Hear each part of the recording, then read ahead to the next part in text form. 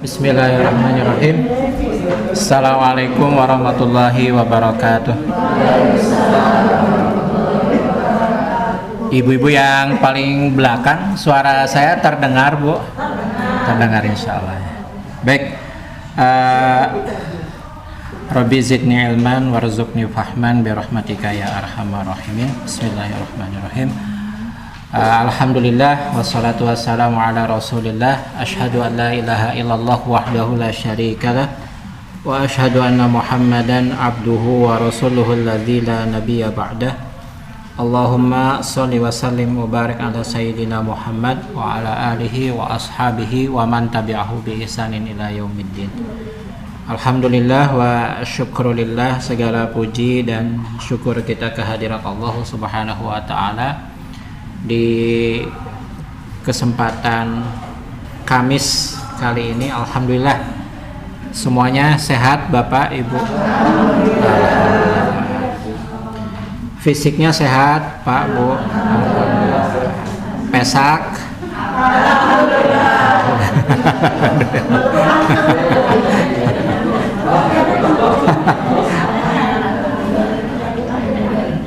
Ya, saya percaya kalau Bapak Ibu di usia Bapak Ibu hari ini, insya Allah ya, tabungan di rekeningnya alhamdulillah masih cukup buat umroh, masih cukup buat haji ya, insya Allah, insya Allah.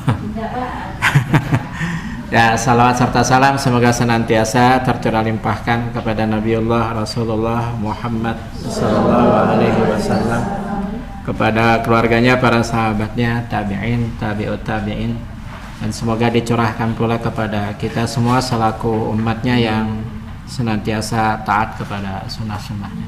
Amin, amin ya Allah ya rabbal alamin.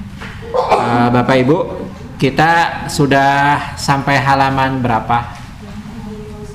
Ini saya sudah nyiapin materinya, cuma saya lupa halaman berapa ini. 91. Itu judulnya tentang seorang yang mendoakan kolega ya, itu ya Bu ya? Oh, itu udah Bu, di minggu yang lalu, yang Robbana hablana min azwajina wa zurriyatina ya qurrata ayuni waj'alna lil muttaqina imama. Waktu itu kan saya sampaikan tentang Bilal kan, udah saya sampaikan itu. Karena di Kamis yang lalu kan kemarin kita ada milad ya, milad halaqah diniyah. Baik, berarti kita masuk ke bab 40, nomor hadis nomor 65 ya, tentang seorang yang mendoakan kolega agar harta dan anaknya diperbanyak. Kolega itu siapa, Bu? Ada ikatan pernikahan nggak? Ada ikatan nasab darah, ada? Nggak ada ya. Jadi kolega itu selain keluarga ya, selain keluarga ataupun selain kerabat ya. Baik, bismillah. Jadi ini judulnya seorang yang mendoakan kolega agar harta dan anaknya diperbanyak ya. Artinya doa seorang muslim bagi seorang muslim yang lainnya, jika doanya diiringi dengan niat ikhlas, maka doanya dapat dikabul, diijabah, diterima oleh Allah Subhanahu wa ta'ala. Itu ya. Dari Anas bin Malik. Siapa Anas itu, Bu? Pak? Sahabatnya Nabi. Ya, itu jawaban paling mudah. Siapa Anas bin Malik? Sahabatnya Nabi Sallallahu Alaihi Wasallam. Dalam riwayat dijelaskan beliau ini dari suku atau Bani Najjar. Bani Najjar itu adanya di kota Madinah. Ya, artinya Anas bin Malik ini asli orang Madinah. Termasuk satu di antara sekian banyak sahabat Nabi, sahabat Ansor, golongan Ansor. Anas bin Malik ia berkata, dakhaltu 'alan nabiyyi sallallahu alaihi wasallam yauman wa ma huwa ila ana wa ummi wa ummu haram khalati. Nah, suatu ketika ya aku pernah masuk ya atau menemui Rasulullah sallallahu alaihi wasallam. Ya, saat itu tidak ada seorang pun kecuali saya, ayahku, ibuku, dan ummu haram bibiku. Ya. Khalah itu, khalati itu bibi dari pihak ibu. Kalau dari pihak ayah namanya ammah. Ya, ammah. Ketika beliau menemui kami, beliau berkata, ya, jadi setelah Anas, ayahnya, ibunya, beserta Ummi Haram, bibi dari pihak ibunya, datang kepada Rasulullah. Kemudian Rasulullah menemui mereka. Ya, di sini Rasulullah berkata, faqala lana, maka Rasulullah kemudian berkata kepada kami, ala usalli bikum, apakah sebaiknya saya sholat bagi kalian? Padahal saat itu bukan waktu sholat. Ya. Wa dzalika fi ghairi waqti shalah. Faqala rajulun minal qaum, lalu ada salah seorang dari kami bertanya, lalu di mana Anas diletakkan? Di situ hadisnya bunyinya faqala rajulun minal qaum fa aina ju'ila Anas minhu. Anas safnya diletakkan di mana gitu. Maksudnya begitu. Lalu beliau bersabda faqala ja'alahu yaminahu summa shalla bina. Beliau bersabda, letakkanlah dia di sebelah kanan karena laki-laki. Kemudian dalam hadisnya summa shalla bina summa da'a lana. Lalu Rasulullah sholat bersama-sama dengan kami, summa da'a lana. Kemudian beliau mendoakan suatu doa untuk kami atau berdoa untuk kami. Ahlal bait bi kulli khairin min khairid dunya wal akhirah.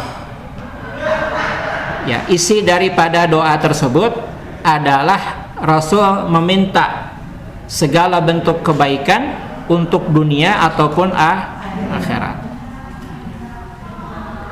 Nah, di sini dijelaskan, lalu ada salah seorang dari kami bertanya, lalu di mana Anas diletakkan? Beliau bersabda, letakkanlah dia di sebelah kanan. Lalu beliau salat mengimami kami. Beliau kemudian mendoakan kami, ya para penghuni rumah yang maksudnya yang berjamaah bersama-sama dengan Rasulullah, ya agar mendapatkan segala kebaikan di dunia dan akhirat.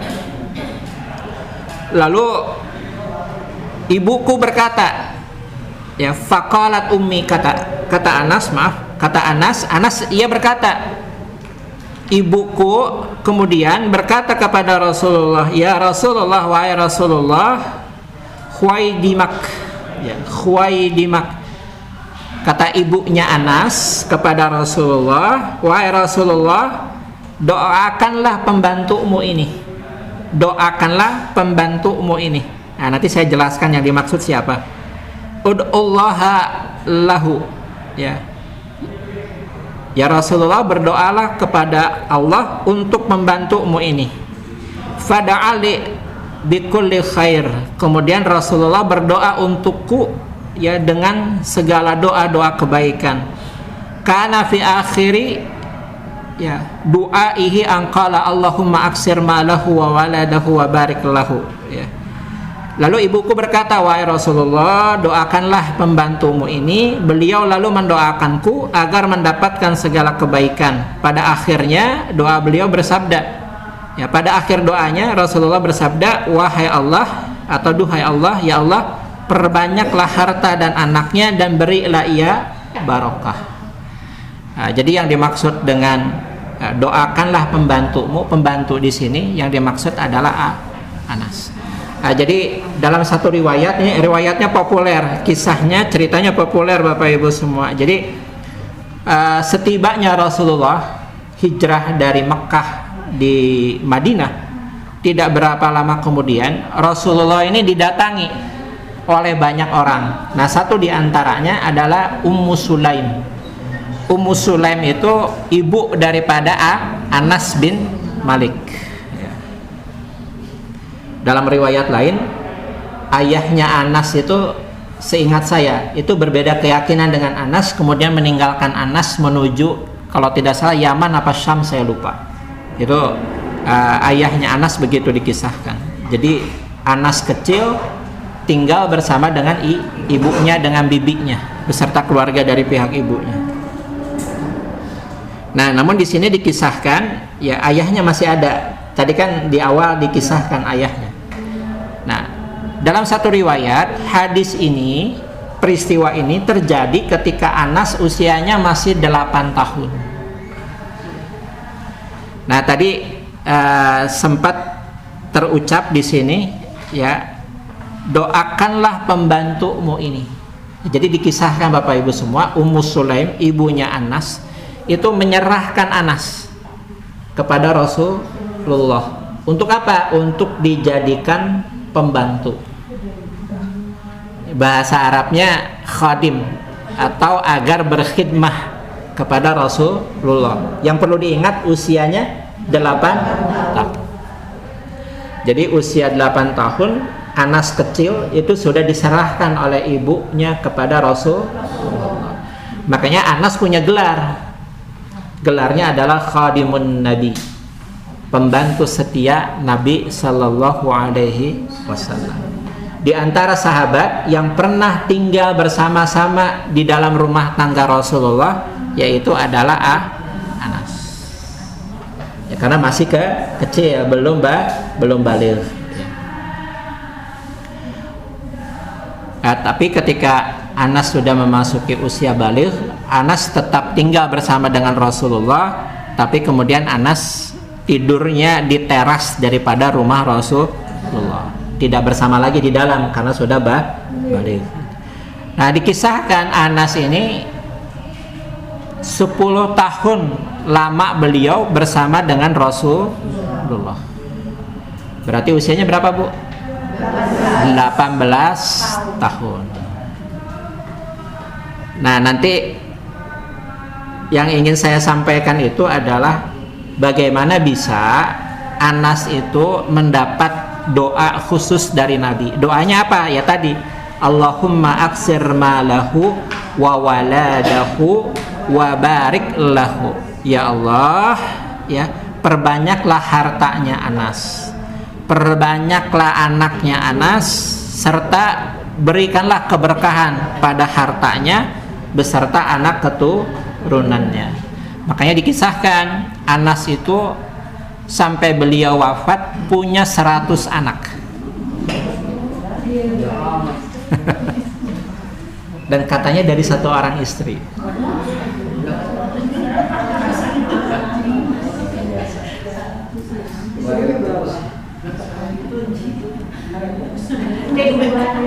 Itulah yang ingin saya sampaikan kepada ibu-ibu semuanya. Min ajaibid doa. Bagian daripada suatu keajaiban doa Rasulullah itu ya seperti ini.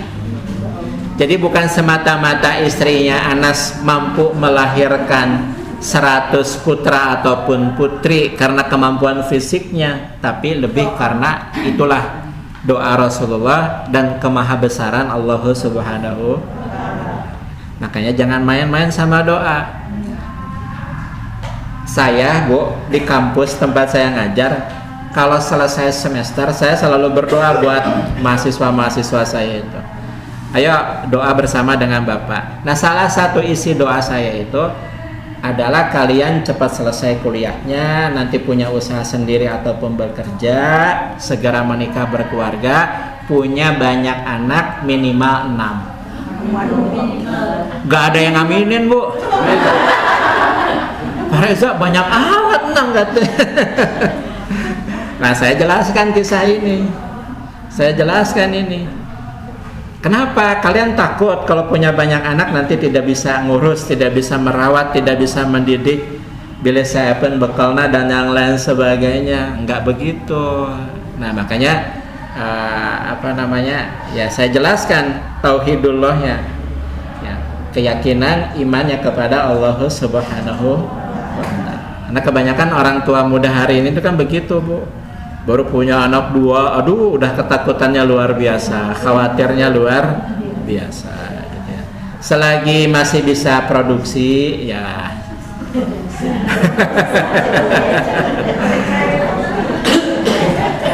gitu ya. Ibu masih mungkin nggak, Bu, mengandung lagi, Bu? Masih, Bu?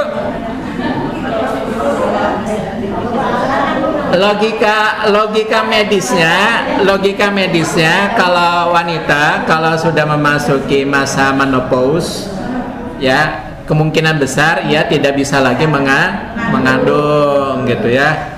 Tapi kalau Bapak Ibu baca kisahnya Siti Sarah gitu ya, kemudian siapa namanya, istrinya Nabi Zakaria, itu kan mereka itu kan usianya sudah kepala 6 ke atas, Pak. Yang menurut logika medis sudah mustahil untuk bisa mengandung. Bahasa Arabnya akhir, pakai qaf, akhir ain. Akhir itu wanita mandul. Ya. Jadi Sarah dengan istrinya Nabi Zakaria itu kan ucapan Sarah begitu, ucapan istrinya Nabi Zakaria begitu. Bagaimana saya bisa mengandung sedangkan saya wanita akhir, sedangkan saya wanita. Lalu malaikat-malaikat yang malam-malam datang kepada Nabi Zakaria menjelaskan ya, semuanya atas kebesaran karunia Allah Subhanahu wa Ta'ala. Maka siapapun di antara Bapak Ibu, baik Bapak Ibu sendiri atau keluarganya, pejuang garis 2, ayo terus berjuang. Ayo terus berjuang ya, selagi kita masih diberi kesempatan oleh Allah ya, manfaatkan itu ya, manfaatkan terus berdoa.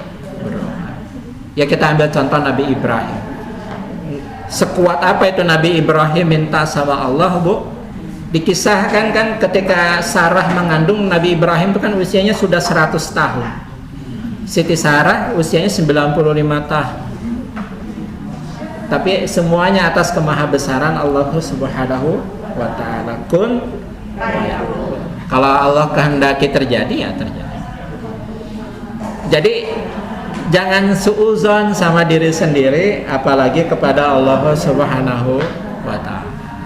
Ya, tingkatkan terus imannya. Ya, semoga diberi hadiah yang terbaik oleh Allah. Amin. Nah itu, Bu, Pak, yang pertama. Lalu yang kedua dalam hadis ini, pertama yang ingin saya sampaikan tadi ya, Pak, Bu. Jadi yang dimaksud dengan Khwaidimalak itu, Khwaidimak, doakanlah pembantumu ini. Pembantu di situ adalah jadi ibarat orang tua hari ini, Ji, ya anak saya wakafin, kuma NTW lah gitu. Nah, bahasanya begitu. Kalau dulu masih banyak yang model begitu, Pak. Sekarang udah jarang. Tapi ibu atau bapak bisa memposisikan posisi bapak ibu seperti Ummu Sulaim, seperti bapak ibu menitipkan putra putrinya di lembaga pendidikan. Yang ke pesantren, yang ke SD, ke SMP, SMA. Artinya sepenuhnya saja sudah diserahkan kepada guru-guru, kepada ustadz dan ustazahnya. Tapi yang terjadi hari ini apa? Menitipkan anak di lembaga pendidikan itu transaksi bisnis, Pak.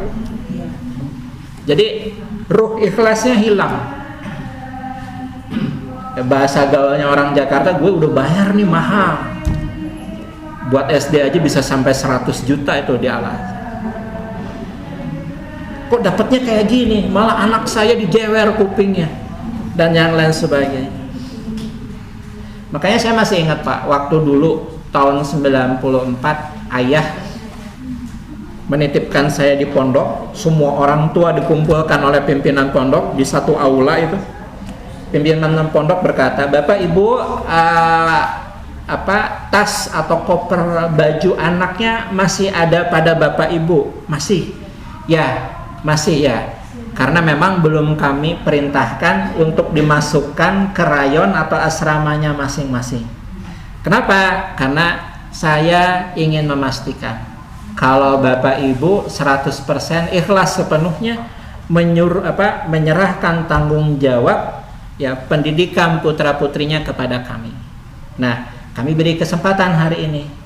Bagi yang tidak sepenuhnya, mangga kopernya dibawa lagi pulang.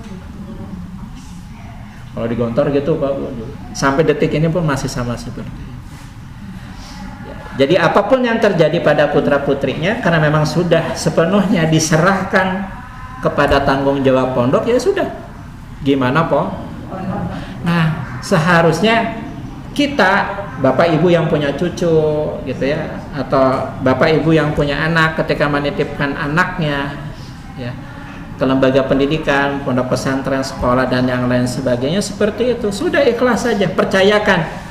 Kami sudah memilihkan lembaga yang terbaik, kami juga percaya insya Allah guru-gurunya juga baik, soleh-soleh. Percayakan saja.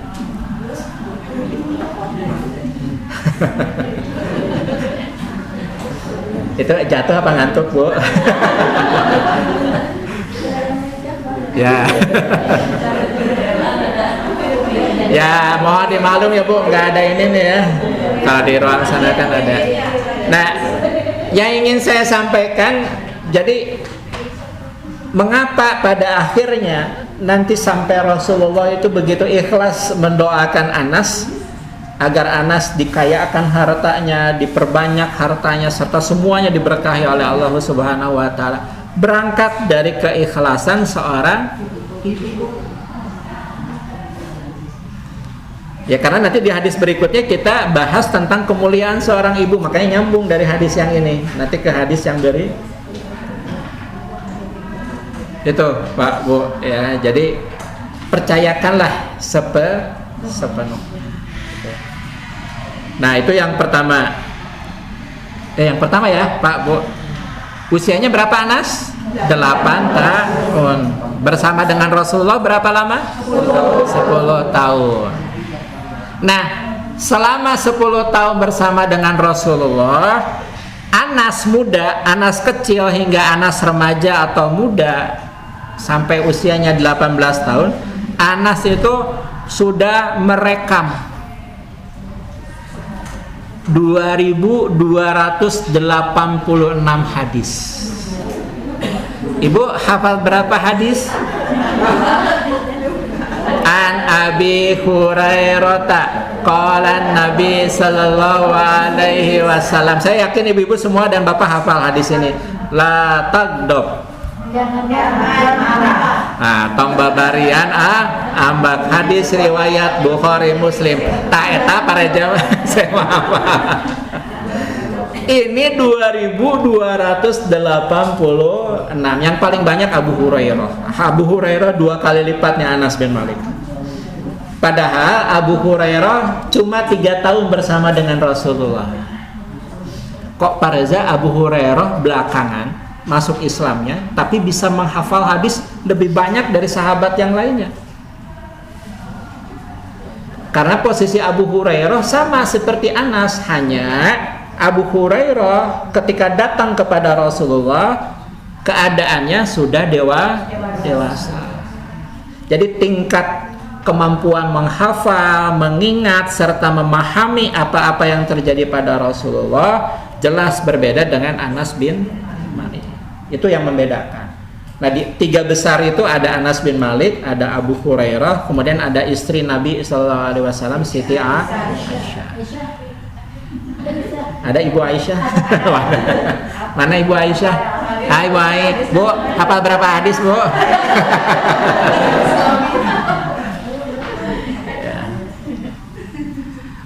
Saya yakin Bapak Ibu tuh banyak loh hafalan hadisnya.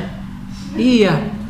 Ibu kalau ngangkat kedua tangan, Bapak ngangkat kedua tangan ketika mau sholat takbiratul ihram yang dibaca apa? Oh, tetap hadis tetap Bu. Ya, habis Allahu Akbar sidakap tangan kanan diletakkan di atas tangan kiri, apa yang diucap Pak Bu? Ada yang Allahu Akbar kabiro, ada yang Allahumma ba'id baini, ada yang wajah tu wajahiyah. Itu juga hadis, berarti Bapak Ibu hafal tuh. Pas 2 hadisnya. Setelah itu baca apa Pak Bu?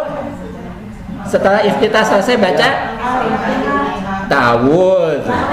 A'udzubillahi minasyaitonir rajim tawastustilu. Hafal Bapak Ibu teh hadis. Setelah itu baca apa? Al-Fatihah tuh tos opat.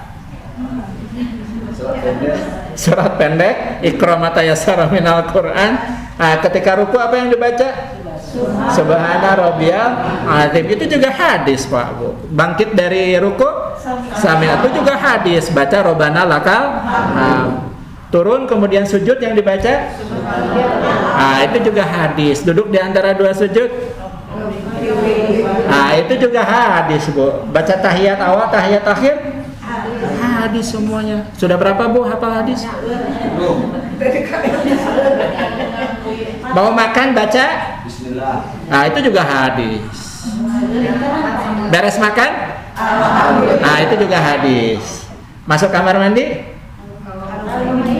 A'udzubika minal khubuthi wal khaba'is. Itu juga hadis. Keluar dari kamar mandi? Nah, itu semua hadis Bapak Ibu semua. Jadi ternyata Bapak Ibu banyak hafalan hadis. Ketika dites bingung yang mana hadis, padahal itu hadis semuanya itu. Iya hadis. Kan Bapak Ibu beribadah beramal sesuai dengan sunnah Nabi. Sunnah hartosna naon Pak Bu? Hadis ya sama. Nah itu hadis nama. Ya jadi jangan sampai kita takut tidak diaku sebagai umatnya Nabi. Toh alhamdulillah sampai detik ini kita bersunnah kepada sunnahnya Nabi Sallallahu Alaihi Wasallam. Baik, itu masih yang pertama. Lalu yang kedua Bapak Ibu semua, Anas bin Malik ini dikenal karena beliau setia.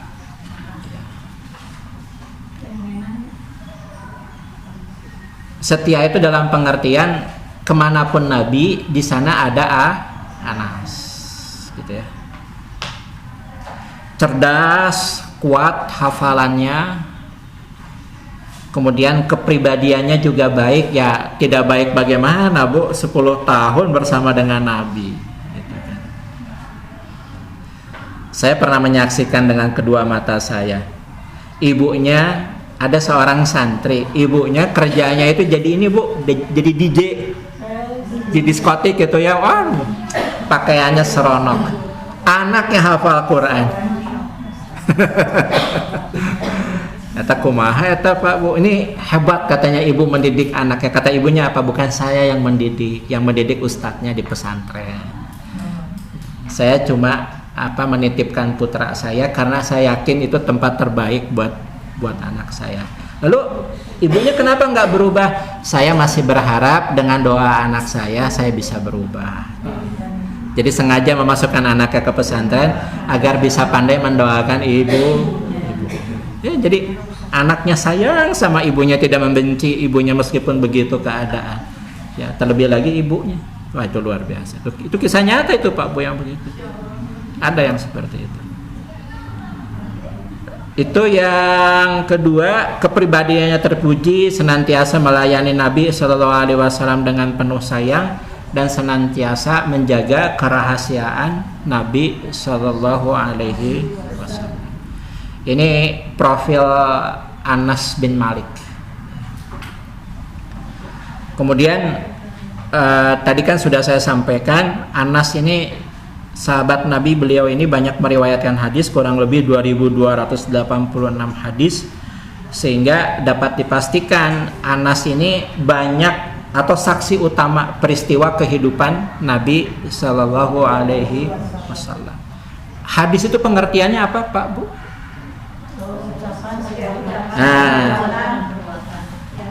Hadis itu apa-apa yang disandarkan kepada Nabi, baik berupa ucapan, perbuatan, ketetapan, ataupun hasrat, niat, ataupun keinginan Nabi Sallallahu Alaihi Wasallam, meskipun ya belum sempat Nabi mewujudkannya, gitu ya.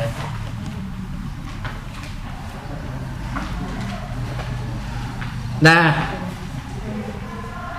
memang di antara para sahabat Nabi, ya, ada anak-anak kecil yang kemudian menjadi sahabat Nabi yang mendapat doa khusus dari Nabi Shallallahu Alaihi Wasallam. Selain Anas ada Abbas, ya, ada Abdullah bin Abbas. Abdullah bin Abbas ini ahli tafsir, salah satu anak kecil seperti Anas kecil yang mendapat doa khusus dari Nabi. Tapi kalau untuk Abdullah bin Abbas, Nabi doanya beda. Allahumma alimhu ta'wil, ya Allah, ya, mampukanlah Abbas ini, Abdullah putra Abbas ini mahir di dalam mentafsir Al-Qur'an. Makanya kalau Bapak Ibu belajar sama Ustadz Fajrin tafsir Al-Qur'an, besar kemungkinan selalu bawa-bawa nama Abdullah bin Abbas. Karena memang salah satu sahabat yang dapat doa khusus dari Nabi sejak usia kecilnya, ya, Nabi minta kepada Allah agar sahabat ini dimahirkan di dalam hal memahamkan Al-Qur'an. Ini khusus, Bu. Ya, khusus min khasaisi doain Nabi, kekhususan doa Nabi sallallahu alaihi wasallam. Nah, makanya meskipun marhabaan itu budaya di kita, ya, seringkali dihukumi sebagai bid'ah karena Nabi tidak pernah melakukan hal-hal seperti itu. Nah, dalam salah satu tahapan atau proses marhabaan bayi yang baru lahir itu, biasanya bayi itu dipegang oleh ibu atau ayahnya, dikelilingkan kepada orang-orang yang hadir. Ya, bukan hanya dimintai doa, diambil sebagian rambut, diberi wewangian, setelah itu didoakan. Nah, tujuannya itu.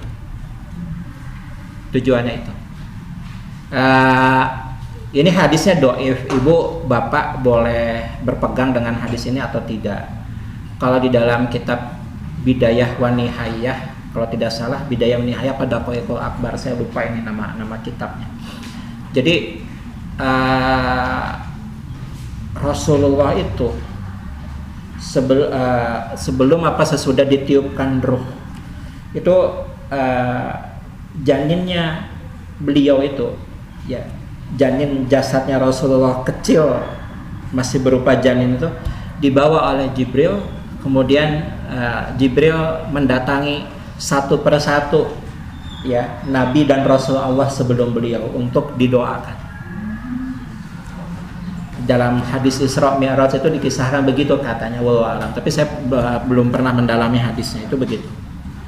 Nah, jadi Bapak Ibu juga kalau punya putra putri gitu ya, nggak apa-apa meskipun sudah dewasa atau remaja, terlebih lagi kalau masih kecil, sering-seringlah kalau berpergian untuk menemui orang-orang soleh dibawa, minta didoakan.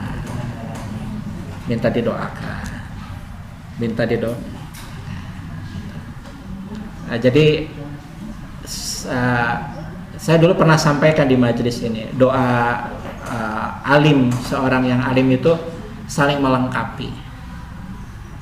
Mungkin saja alim ulama yang satu mendoakan A, alim ulama yang lainnya mendoakan B, dan yang seterusnya. Tapi doa-doa itu meskipun berbeda tapi saling melengkapi. Nanti eksekusinya ada di Allah. Di antara sekian banyak doa itu kira-kira yang mana nih yang bisa menjadi satu, nanti dikabulkan buat putra ataupun putri. Itu begitu. Nah, termasuk kita minta kepada orang tua atau kepada siapapun gitu ya, Ma, Pa, doain teteh, doain A. Buat diri sendiri minta kepada orang ya. Saya sering bilang sama mahasiswa itu, atau kepada orang-orang yang sudah sukses, Bapak Ibu, ini saya kalau lihat Bapak ini alhamdulillah rumah megah 3 lantai, mobil banyak gitu kan, harta melimpah. Boleh nggak saya bertanya, kira-kira semua yang Bapak sudah miliki itu hasil dari usaha dan doa Bapak atau bukan?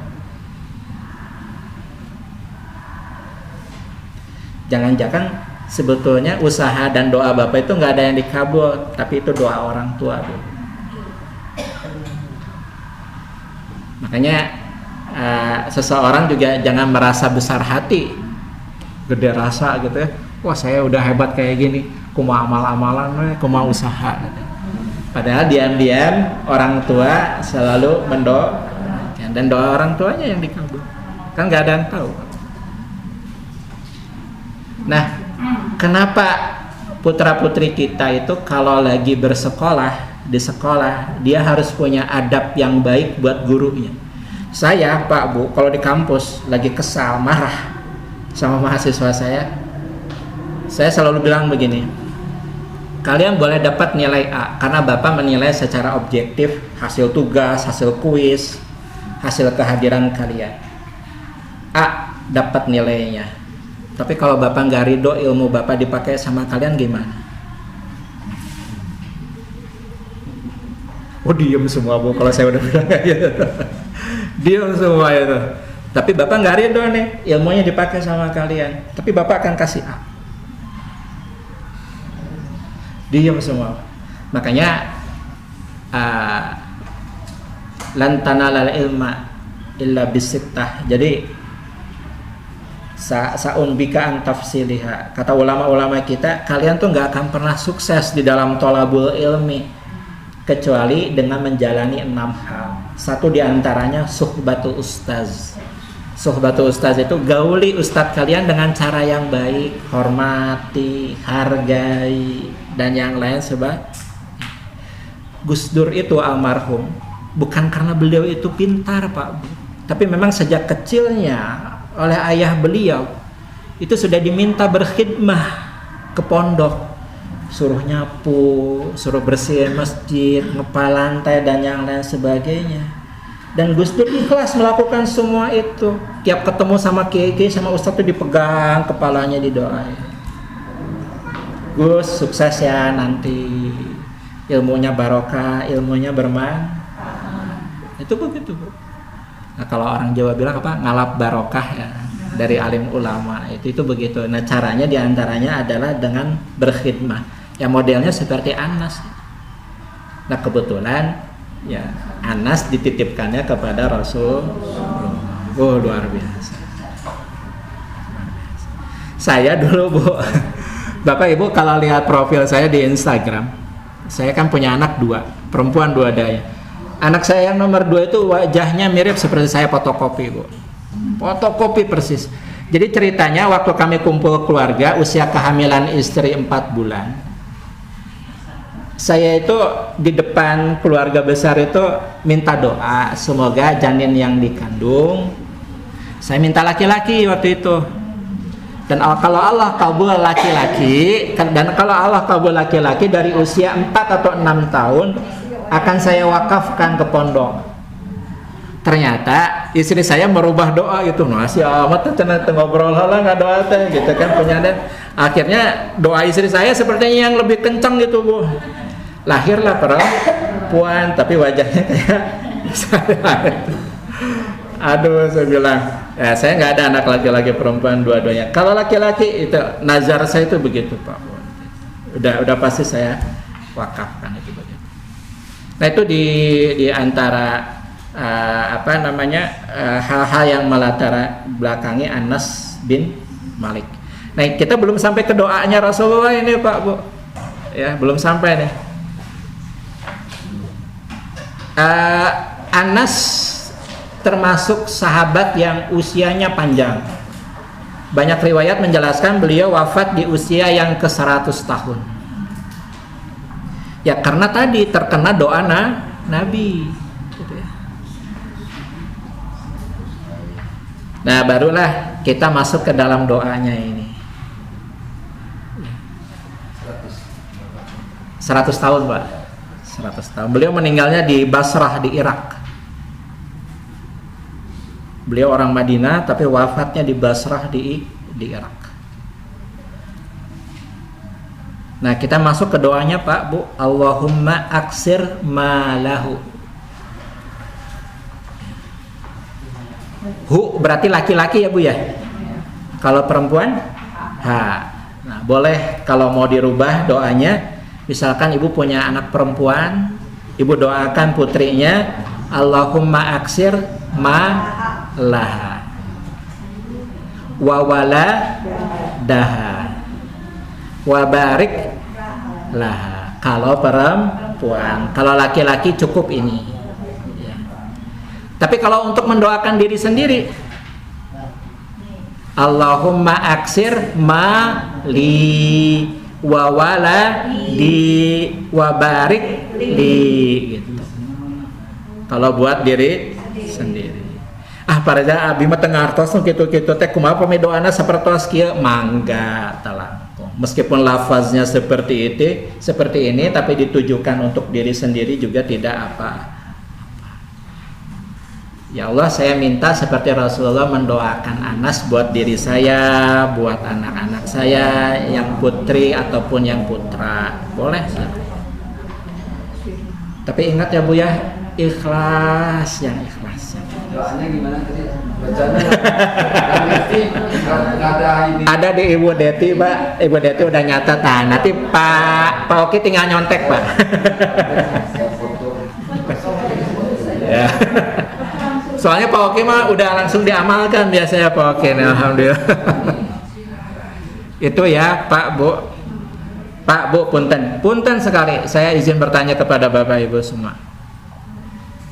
Saya sering kali lihat beliau, sering lihat Ibu ya, datang diantar putra Ibu ya, pulang juga dijemput. Doakan putra Ibu ini doanya. Ya boleh jadi ya, belum menikah di usianya hari ini, tapi ridho Ibu nggak ada yang tahu Bu. Insya Allah kalau doanya ikhlas tembus tuh sampai Allah Subhanahu wa Ta'ala. Saya nggak tahu momennya kapan, tapi ya jangan putus minta doa sama Allah Subhanahu wa Ta'ala. Ya, kalau memang sudah rezekinya, sudah waktunya, dikabul oleh Allah Subhanahu wa Ta'ala.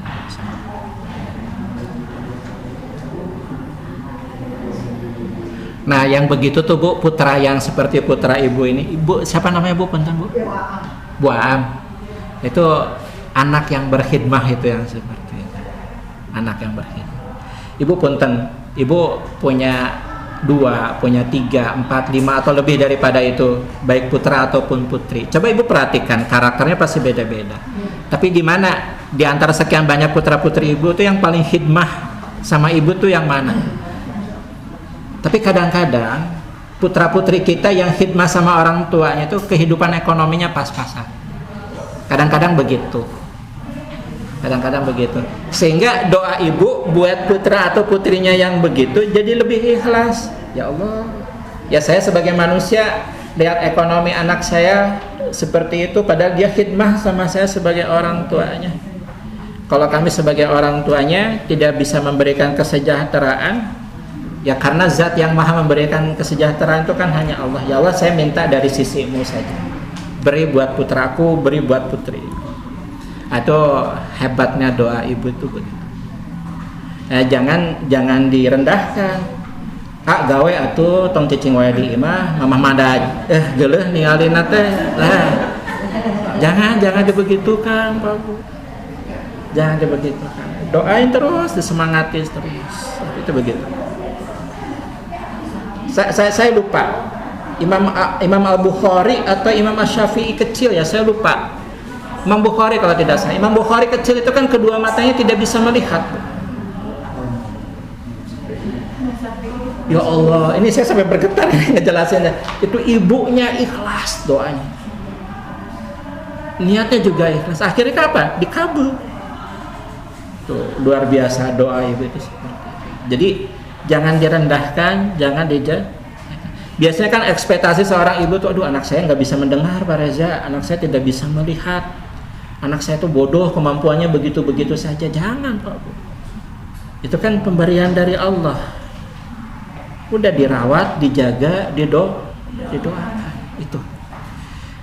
Ya kita nggak tahu, jangan-jangan doa anak kita yang itu justru yang dikabul sama Allah Subhanahu wa Ta'ala daripada doa putra-putri kita yang lain. Kan gitu. Karena biasanya keterikatan hati ibu dengan anaknya yang seperti itu beda dengan putra-putrinya yang lain. Ya semua orang tua siapa yang nggak ingin ya anaknya sukses gitu. Pasti semuanya begitu. Tapi terkadang ada yang seperti itu. Itu begitu. Nah kemudian Aksir itu artinya, tapi bapak ibu nanti ketika minta ya Allah perbanyaklah. Nah, ibu bapak juga minta ya diperbanyak harta itu tujuannya bukan untuk bermegah-megah. Tujuannya agar bermanfaat. Itu tujuannya tuh begitu. Karena ada ibu yang merasa dia bangga dengan apa yang diraih oleh putra-putrinya, tapi kemudian menjadi sombong. Tuh contoh anak saya tuh gitu ya, jadi agul. Nah ini jangan Pak Bu yang seperti itu. Makanya indah doa Nabi itu ya, perbanyak harta Anas, perbanyak pula keturunannya. Nah ini senjata pamungkasnya, wabarik Allah. Ya. Hartanya yang banyak, putranya yang banyak, diberkahi semua, bermanfaat semua. Ini saya mencatat Pak Bu. Abdurrahman bin Auf itu ketika meninggal dunia, seluruh harta kekayaannya kalau dikonversi ke rupiah hari ini itu jumlahnya 6 triliun. Dulu Bapak Ibu semua, dulu 6 triliun. Kemudian ada sahabat Nabi juga namanya Zubair bin Awam. Zubair mah kayak orang tua dulu Bu, rumah di mana-mana, tanah di mana-mana. Nah ini model Zubair ini. Zubair ini ketika meninggal total asetnya 3,5 triliun. Utsman bin Affan, kisah sumurnya Utsman populer ya Pak Bu. Ketika meninggal dunia harta total asetnya 2,5 triliun. Utsman bin, tapi udah pasti ini surganya Pak Bu. Aya nu beunghar ayeuna tapi can pasti surgana. Ieu mah udah pasti surgana. Gitu. Nah ini nih. Bahkan di Mekah itu ada tanahnya Utsman diwakafkan, kemudian dibangun di atasnya hotel.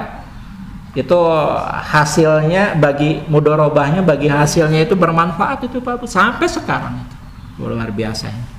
Utsman bin Affan. Kemudian itu juga siapa, haji-haji orang-orang Aceh tuh yang punya hotel di Mekah itu. Orang-orang Aceh kan kalau haji tuh mau pulang dikasih ya Pak Bu. Bisa tuh dapat 4 sampai 5 juta itu ketika pulang itu, dihadiahi itu. Ya hasil dari itu wakaf itu. Mudorobahnya bagi hasil. Enggak habis itu. Dan kemarin katanya di zamannya Pak Jokowi mau diambil alih itu sama pemerintah itu. Rakyat Acehnya langsung teriak. Maksudnya diambil alih pengelolaannya gitu kan, bukan asetnya, pengelolaannya, kata rakyat Aceh. No gitu ya. Kebayang atuh Bu, untungnya itu luar biasa itu. Kemudian ada Thalhah bin Ubaidillah. Ini ketika meninggal, ini Thalhah bin Ubaidillah ini lucu Bu. Beliau ini punya banyak harta, baik dirham, dinar, tanah, namun ia seringkali pusing dengan banyaknya harta. Loba ting duit. Ibu-ibu, bapak liar loba ting duit. Ini mah Thalhah bin Ubaidillah gitu Bu. Pusing. Kalau tidak salah dulu pernah saya sampaikan kisahnya Abdurrahman bin Auf itu. Beliau kan dapat kabar dari lisannya Siti Aisyah. Rasulullah menjelaskan, Aisyah ya, sahabat kita Abdurrahman bin Auf itu nanti yang paling belakangan masuk surganya. Karena kenapa Bu? Saking banyak harta. Pasti masuk surganya, cuma karena Abdurrahman bin Auf nggak mau. Makanya beliau cari cara untuk memiskinkan diri. Kan ceritanya dulu gitu ya Pak Bu ya. Di pasar Madinah ketika itu hasil panen kurma itu jelek. Jadi busuk, nggak banyak yang mau beli. Nah, ketika Abdurrahman bin Auf ke pasar lihat kondisi itu, akhirnya Abdurrahman bin Auf bertanya, wahai sahabat-sahabatku, ini kalian biasanya berapa jual kurma 1 kilo? Sekian katanya. Mau nggak aku beli 10 kali lipat harganya? Siapa yang nggak mau, Bu? Barang jelek dihargai 10 kali lipat harga jual biasanya, ya mau. Wah, Abdurrahman bin Auf kan senang, Bu. Wah, saya banyak pengeluaran nih. Menipis tuh harta kekayaannya. Datang, Bu. Ya. Seorang utusan dari negeri Yaman cari-cari kurma BS. Karena katanya di Yaman itu sedang mewabah penyakit misterius. Kata tabib-tabib di kerajaan nggak ada penawarnya kecuali kurma BS, kurma busuk. Udah nyari-nyari kemana-mana nggak dapat, sampai akhirnya masuk pasar Madinah. Loh, kok nggak ada yang jualan kurma? Libur. Nanya-nanya lah orang Yaman ini, ternyata udah diborong, dibeli habis oleh Abdurrahman bin Auf. Bertanyalah laki-laki ini di mana rumahnya, ditunjukkanlah di sana rumahnya, didatangi langsung oleh laki-laki Yaman ini. Bertanya kepada Abdurrahman bin Auf, betul nih Abdurrahman, ya kurma-kurma udah di tangan kamu semuanya? Iya. Gini aja deh, dijelasin dulu. Akhirnya to the point-nya adalah, mau nggak? Kamu kemarin beli berapa? 10 kali lipat harga biasa. Nah, aku hargai 10 kali lipatnya lagi dari harga kamu kemarin.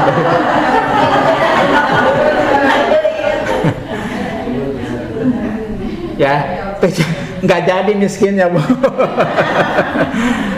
Nggak jadi, bos nih. Makanya dari situ Abdurrahman berkata, wah benar apa yang dikatakan oleh Rasul. Itu, Bu. Jadi nggak habis harta. Jadi dulu itu sahabat-sahabat Nabi dulu tuh banyak yang pusing karena kayak aya nama pusing teu boga. Sampai pusing. Jadi intinya kenapa sahabat-sahabat ini pusing? Karena mereka mikirin dirinya nanti dihisab gitu kan. Berapa lama nih? Jadi ketakutan, pusing, ketakutan. Sama lah kayak para koruptor itu, kalau terindikasi korupsi datang KPK ketangkap, pusing mereka itu, sampai badannya kurus-kurus, ada yang diopnam bahkan sampai meninggal itu, Pak. Sahabat Nabi ini begitu, Pak. Ya, nah, jadi kalau saya ketemu sama Bapak Ibu semakin kurus.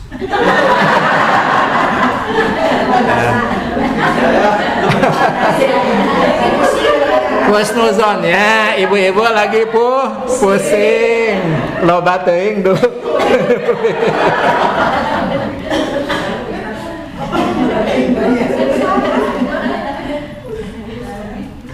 Ya,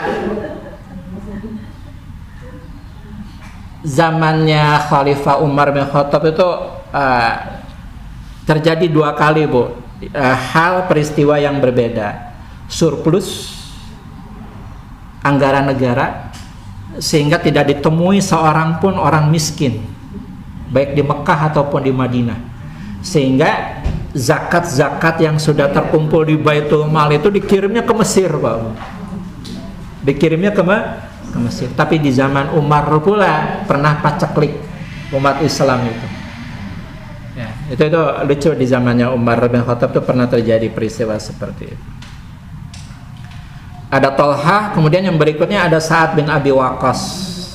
Ya, kalau tadi Tolha itu 0,5 triliun, kalau Sa'ad bin Abi Waqqas ini hanya kurang lebih 15 sampai 16 miliar.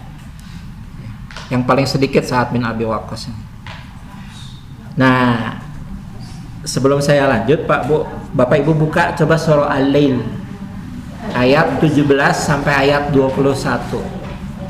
Saya ingin menjelaskan keberkahan harta para sahabat. Ya, Al-Lail wal laili idza yaghsha. Surat keberapa ya, Pak? Ayat 17. Ayat 17 sampai ayat 21. Surat keberapa? 92. Surat ke-92, Pak, Bu.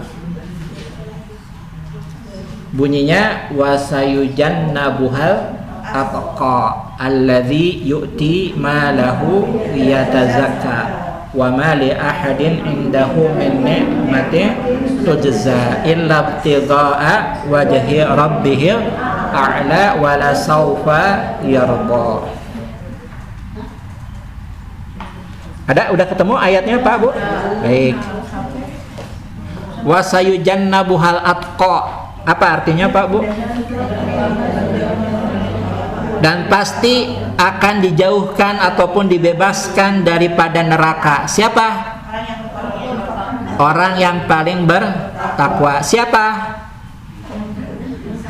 Ayat ini 17 sampai ayat 21 berbicara tentang sahabat Nabi Abu Bakar. Makanya Abu Bakar tuh punya dua julukan, yang paling populer As-Siddiq. Nah, sebelum As-Siddiq ada gelar yang disandang oleh Abu Bakar sebelum As-Siddiq. Apa itu? Atiq atau Atiqullah, orang yang dibebaskan dari api neraka. Itu Nabi Shallallahu Alaihi Wasallam langsung yang memberikan gelar itu kepada Abu Bakar. Kenapa? Nah, ini yang ingin saya sampaikan. Lihat ayat berikutnya, ayat 18-nya, alladzi yu'ti malahu yatazakka, yaitu seseorang yang senantiasa memberikan hartanya yatazakka, untuk mensucikan, baik mensucikan dirinya Abu Bakar, tapi yang dimaksud mensucikan orang lain. Mensucikan orang lain itu membebaskan dari kondisinya sebagai budak menjadi seseorang yang merdeka. Kaitannya dengan apa? Kaitannya dengan kisah dibebaskan dan dimerdekakannya Bilal bin Rabah. Ada cerita unik Pak Bu. Suatu ketika Abu Bakar itu menjumpai Bilal itu sedang disiksa oleh tuannya.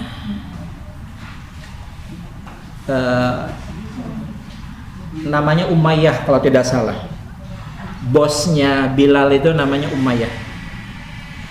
Bagaimana disiksanya? Ditelanjangi, diikat kedua tangan, terlentang, begitupun kakinya, kemudian dijemur di tengah padang pasir, diletakkan batu besar di atas perut.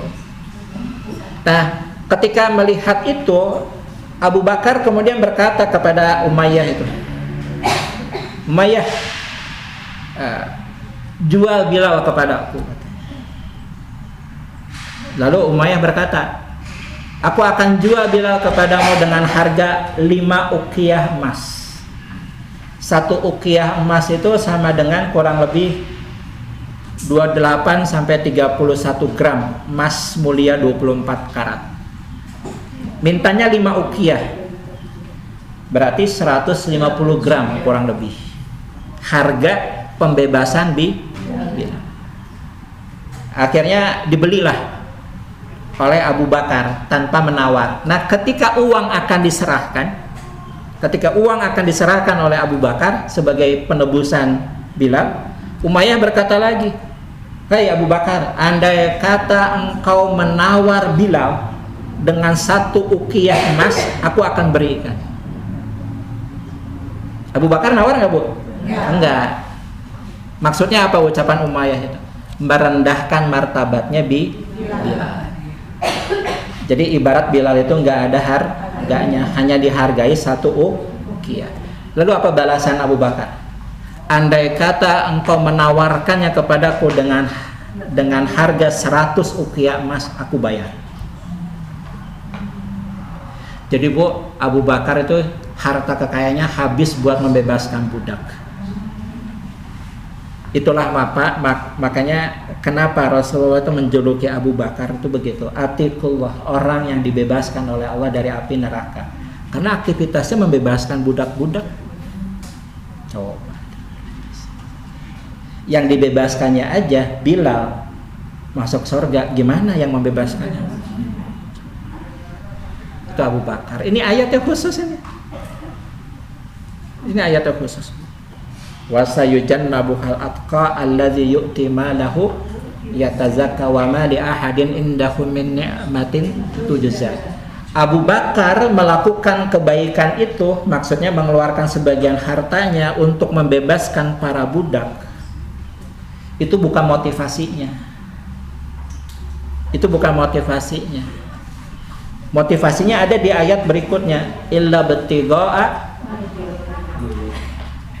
Tujuannya tidak ada lain, untuk meraih ridhonya Allah. Jadi nggak caper, nggak cari muka dengan mengeluarkan sebagian kekayaannya Abu Bakar. Wala saufa yarda. Maka balasan daripada Allah, Abu Bakar, aku ridho kepada engkau. Nah, itu Bu. Jadi niat mengeluarkan hartanya itu adalah tujuannya ridho.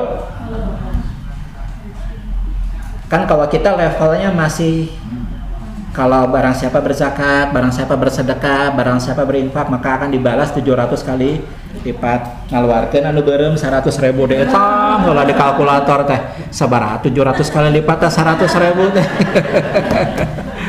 Ya, enggak apa-apa, dan memang kayak begitu di Qur'annya juga, Bu. Enggak apa-apa. Memang dibolehkan, silakan. Berharap mengeluarkan materi uang dibalas lagi dengan uang, nggak apa-apa, dan memang kecatat di Qurannya juga dijelaskannya begitu. Tapi levelnya Abu Bakar mah niatnya beda. Niatnya beda. Beliau mah hanya nyari ridho Allah. Gitu, Pak. Makanya ada kisah di mana ketika Rasulullah mengumpulkan semua sahabat, yuk siapa di antara kalian yang mau menyisihkan sebagian harta kekayaannya untuk jihad fisabilillah, maksudnya untuk berperang. Maka berdatanganlah para sahabat. Yang paling gede Umar, Bu. Pada waktu itu yang paling besar Umar. Berapa banyak Umar, Bu? Setengah harta kekayaan. Tiba-tiba datang Abu Bakar. Ya Rasulullah, ini semua harta kekayaan. Kata Rasulullah, lalu apa yang kau sisakan buat anak istrimu? Aku sisakan Allah dan Rasulnya. Udah kata Umar, aku kalah sama Abu Bakar. Nah ini makanya kenapa Abu Bakar menjadi sahabat Nabi yang paling utama. Dan para sahabat juga semua, yang paling utama di antara para sahabat Nabi adalah Abu Bakar. Di antaranya disebabkan karena hal ini, Bu. Disebabkan karena hal ini. Nah, kenapa saya mengutip ayat 17 sampai ayat 21 daripada surah Al-Lail ini? Lalu apa kaitannya dengan hadis yang sedang kita bahas? Nah, kayaknya para sahabat Nabi dengan semua kekayaannya itu, cara membelanjakannya contohnya adalah seperti Abu Bakar. Udah mah kaya, cara bersedekahnya seperti bisa, Pak, Bu? Belum, Pak Reza. Belum sampai kepada imannya para sahabat Nabi Sallallahu Alaihi Wasallam.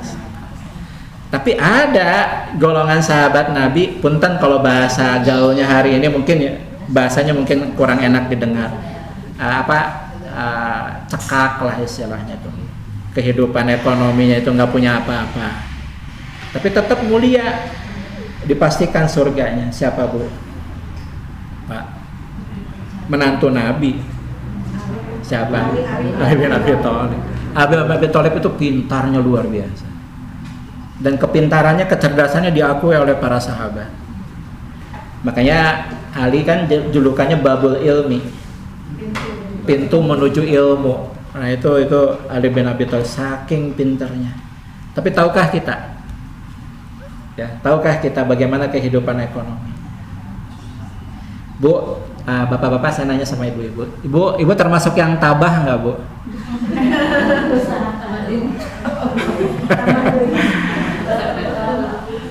Ibu termasuk yang tabah, Bu? Ketabahan ibu seperti tabahnya Siti Fatimah? Tabahnya ibu seperti tabahnya Siti Khadijah? Tabahnya ibu seperti tabahnya Siti Hajar? Tabahnya ibu seperti tabahnya Siti Sarah?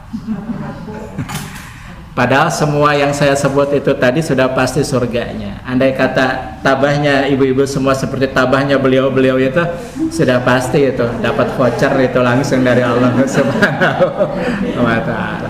Pak Reza, saya tuh punya suami saya tuh hebat, Pak, orang berilmu, tapi kehidupan ekonomi kami itu pas-pasan, Pak. Alhamdulillah, berarti ibu diberkahi kehidupan sebagaimana kehidupan Siti Fatimah dengan Ali bin Abi Thalib. Pak Reza, kami tetap bersama berdua dengan suami, dengan pasangan hidup saya. Tapi sudah sekian belasan tahun kami belum dikaruniai keturunan. Alhamdulillah, berarti keluarga ibu seperti keluarga Nabi Ibrahim dengan Siti Sarah. Itu begitu. Pak Reza, ketika menikah, saya tuh punya segalanya. Mobil saya punya. Suami saya tuh nggak punya apa-apa. Tapi setelah menikah dengan suami saya, harta saya itu bukannya bertambah, malah Tapi kalau ibu tabah, berarti ibu tabah seperti Siti Khadijah.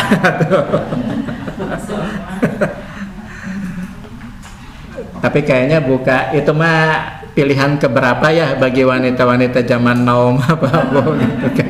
Iya. Saya sering bertanya sama mahasiswi saya itu, kalian nanti kalau cari suami yang kaya atau yang cakap atau yang pintar? Yang kaya tuh Pak. Kalau kaya mah cina ilmu bisa dibeli Pak. Dan yang lain sebagainya. Kalau jelek kan bisa OP Pak katanya. Bisa operasi plastik katanya.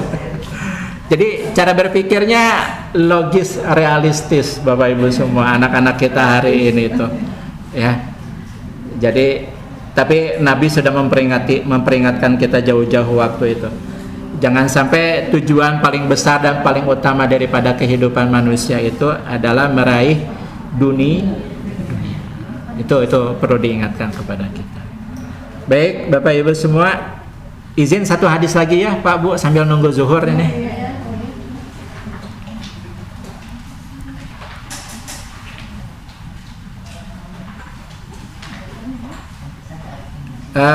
Berarti hadis ke-66 ya Bu ya. Bab 41 tentang ibu adalah pribadi yang penyayang.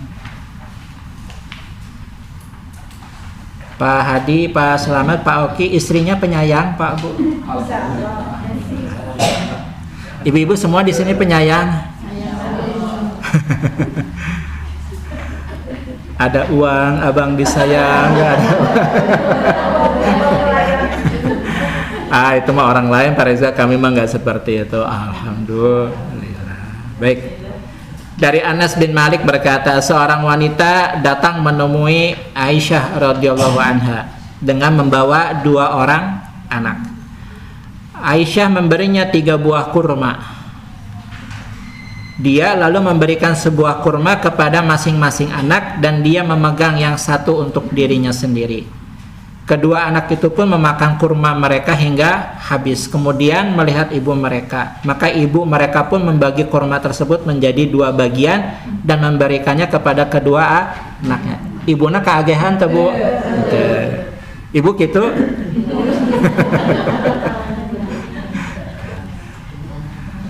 Ibu-ibu mah saya percaya kalau suami perutnya belum kenyang, anak-anak belum kenyang, ibu mah belum makan ya. Sampai pas buka udah nggak ada, akhirnya ke warung pada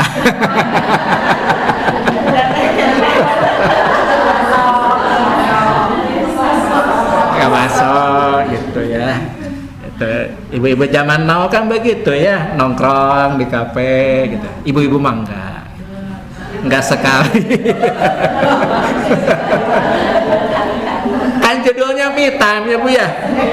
Sesudah ibu riweuh dengan urusan suami dan anak, atau Pak Reza saya me time dengan teman-teman gitu. Keluar setruk pembayaran ya, kopi aja udah 120.000 Bu. Belum rotinya gitu ya dan yang lain sebagainya. Diingat-ingat lagi tadi suami sama anak-anak saya kalau dihitung-hitung makan cuma habis 60.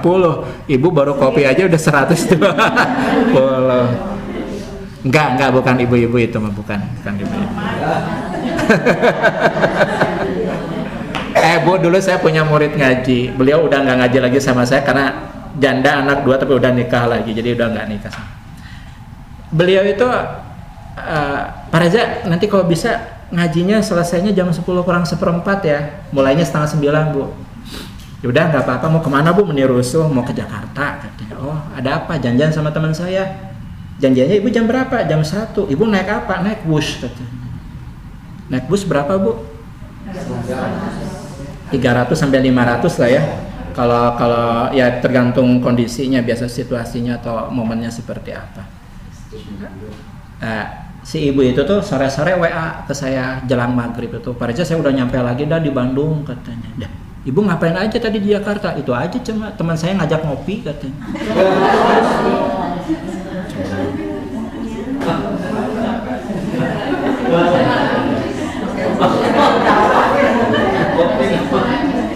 Dalam 1 bulan beliau ini, ya saya sedang tidak menceritakan keburukannya karena vibe-nya positif bagi saya, karena ketika hidupnya sendiri dia punya harta banyak, punya kos-kosan di Unisba, Bu, berapa pintu? 40 pintu. Emang janda kaya, Bu.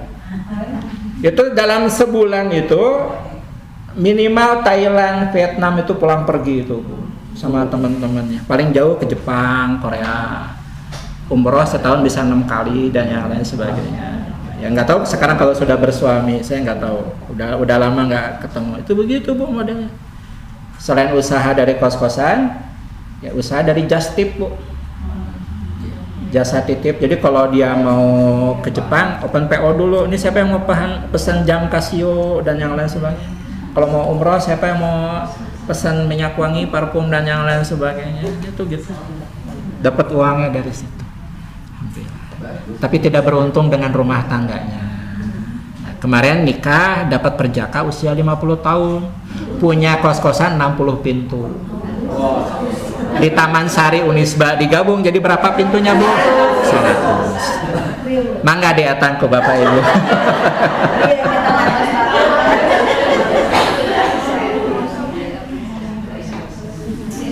Ya begitulah, Bu, hidup. Saya berteman dengan beliau di Instagram tuh tiap hari tuh selalu foto profilnya tuh kopi di kafe yang berbeda, nraktir teman-teman, ya, yuk pengajiannya sambil ngopi. Seminggu sekali ngecas ke Percikan Iman, ke Ustadz Aam, kalau enggak kesini dulu sama saya, itu begitu ngecasnya begitu, Bu, ngecas hatinya. Ya mangga lah, ya karena kebetulan diberi kelebihan. Pengen, Bu, kayak begitu, Bu. Pagi di Bandung, siang di Jakarta, pulang sudah ke Bandung lagi cuma buat minum kopi dan yang lain sebagainya. Baik, ini kembali ke hadisnya, Pak, Bu. Ketika Rasulullah SAW datang, Aisyah menceritakan hal tersebut kepada beliau. Jadi kisah ibu membagi kurma sisa yang hanya cuma 1 biji dibelah 2 untuk 2 putrinya itu kemudian diceritakan oleh Aisyah, dikomen oleh Rasulullah. Rasulullah kemudian bersabda, "Wa ma yu'jibuka min zalika laqad rahimahallahu bi rahmatiha sobiyaha." Mengapa engkau heran, wahai Aisyah? Allah Ta'ala telah merahmatinya, maksudnya merahmati ibu tersebut dikarenakan kasih sayang yang ia berikan kepada kedua. Maksud Rasulullah, kenapa kamu heran? Perempuan itu kan diberikan itu oleh Allah. Jadi pada ibu-ibu semuanya ada sifat rahmah yang lebih dibanding laki-laki. Kenapa? Apa sebabnya, Pak, Bu? Karena ibu yang mengandung, ibu yang melahirkan, dan ibu yang menyusui. Makanya kan sudah pernah kita bahas ya di pertemuan yang lalu, Pak, Bu. Kenapa ketika ada sahabat bertanya, "Ya Rasulullah, aku berbuat baik kepada siapa nih?" Kata Rasulullah, "Kepada ibu." Kepada siapa? Kepada ibu sampai 3 kali. Baru Nah, alasannya kenapa 3 hal itu, Pak, Bu? Nah, dalilnya apa kalau dalam Al-Quran? Bapak Ibu coba buka surah Al-Ahqaf. Ini penutup kajian kita, Pak, Bu. Ayat 15.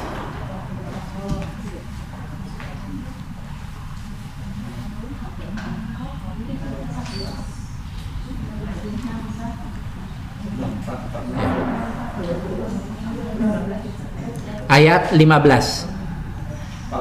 Ya, wa wassaynal insana biwalidayhi ihsana hamalathu ummuhu kurha wa wada'athu kurha wa hamluhu wa fisaluhu 30 syahra. Ada, Pak, Bu? Al-Ahqaf surat ke berapa, Pak, Bu? 46 ya, surat ke-46 ayat 15. Dan kami telah wasiatkan kepada manusia terkait agar berbuat baik kepada kedua orang tuanya. Hamalathu ummuhu, ya, ibunya mengandungnya atau hamil mengandungnya kurha dalam keadaan tidak disukai. Bu, wanita mana coba termasuk ibu, saya tanya sama ibu-ibu semuanya, yang nggak suka, yang suka dengan perubahan fisiknya siapa? Makanya perempuan tuh disebutnya mar'ah, bir'ah, selalu bercermin. Jadi nggak ada perempuan yang tidak memperhatikan badannya, itu nggak ada. Kunaonnya abi janten kieu, kenapa ini berubah patuangan dan yang lain sebagainya. Siapa coba? Hamalat syukurha, siapa wanita yang suka tubuhnya berubah ketika hamil? Nah, jadi kieunya. Kalau jalan suka dipoyok, Bu. Kayak Teletubbies gitu. Ya, siapa yang tidak suka? Siapa yang suka? Pasti kurha. Memang nggak suka kondisi seperti itu. Maksudnya di sini berat ketika mengandung putra ataupun putrinya. Wa wada'athu kurha. Ketika mengandung begitu, ketika melahirkan pun begitu. Bainal haya wal mamat, antara hidup dengan mati. Wa hamluhu wa fisaluhu, masa mengandung, melahirkan, bahkan sampai fisal, nyapih, artinya memberi ASI sampai kemudian menyapih, waktunya 30 bulan. Nah, yang 30 bulan ini tidak akan pernah bisa terbayarkan. Makanya ini lupa saya kutip tapi saya masih ingat ucapannya. Ada seorang anak berkata begini, Pak Bu, dalam bahasa Arabnya begini. Kullud duyun, ya, kullud duyun, kalau ada papan tulis ya tulisin. Kullud duyun qad tuqda, semua hutang-hutangku sudah aku lunasi. Illa duyunu ummi, kecuali hutangku kepada ibuku, tidak pernah aku bisa melunasinya. Mangga, hutang yang mana yang bisa kita lunasi daripada ibu? Masa ketika mengandung, masa ketika melahirkan, masa ketika memberi ASI. Itulah mengapa anak itu sampai kapanpun punya hutang sama orang tuanya. Mau ibunya dibelikan emas 1 kilo, mau ibunya dibelikan mobil Alphard, mau ibunya diumrohkan, dihajikan tiap tahun, mau ibunya dibelikan rumah megah, mobil yang banyak, dibelikan sawah, masih ngutang, Pak Bu. Masih berhutang sama ibu. Karena 3 hal itu tadi belum bisa dilunasi. Itu ucapan seorang anak. Kullud duyun qad tuqda. Ya. Tapi hutangku kepada ibuku gak akan bisa lunas. Sepakat, Bu? Tapi ibu jangan nuntut sama anak. Atau boga hutang ke mama. Ulah ya Pak Bu, udah didoakan saja sing soleh, udah cukup itu Bu. Dan anak soleh mah tahu cara berbakti sama orang tua, tahu. Jadi kalau ibunya bilang lagi makan di mana, nah itu kode. Atas gado acuk lebaran, kode. Ya, atas gajian teteh kode Pak Bu.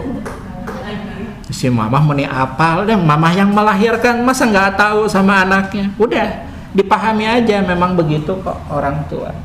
Bukan nuntut ya, tapi memberikan isyarat. Ya, ibunya berharap mungkin dengan cara-cara seperti itu anaknya bisa berbakti kepada ibu ataupun kepada ya, selebihnya tidak ada yang diminta oleh orang tua daripada anaknya kecuali doa, kan? Doa itu yang paling utama. Kemudian jadi anak yang soleh, tidak ada yang lain. Bapak Ibu, demikian yang bisa saya sampaikan. 2 hadis ya Pak Bu yang kita kaji bersama. Kalau ada hal-hal yang mau disampaikan, ditanyakan, boleh, mangga. Itu dari saya. Assalamualaikum warahmatullahi wabarakatuh.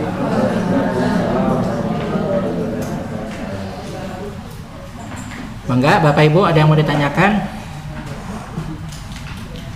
Pak Ustadz, Iya, mangga ini Ibu. tentang posisi berjamaah itu tadi di hadis yang awal ya, si imam itu di sebelah kanan ya, imam sebelah kiri. Betul. Tapi di masjid ini perempuan disuruh ke sebelah kanan dulu. Gimana kalau yang sholat posisinya jadi sebelah kanan?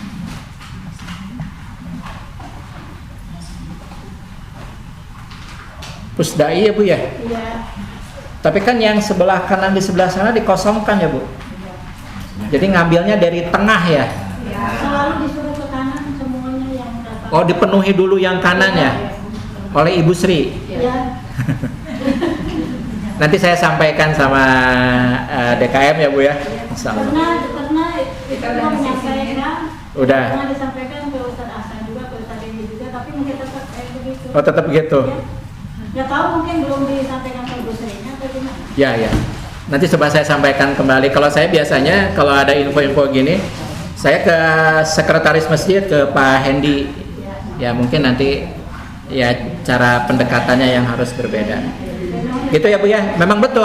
Harusnya kalau perempuan dari kiri ya, bukan dari kanan. Bangga Bu. Ada yang lain mungkin, Bapak?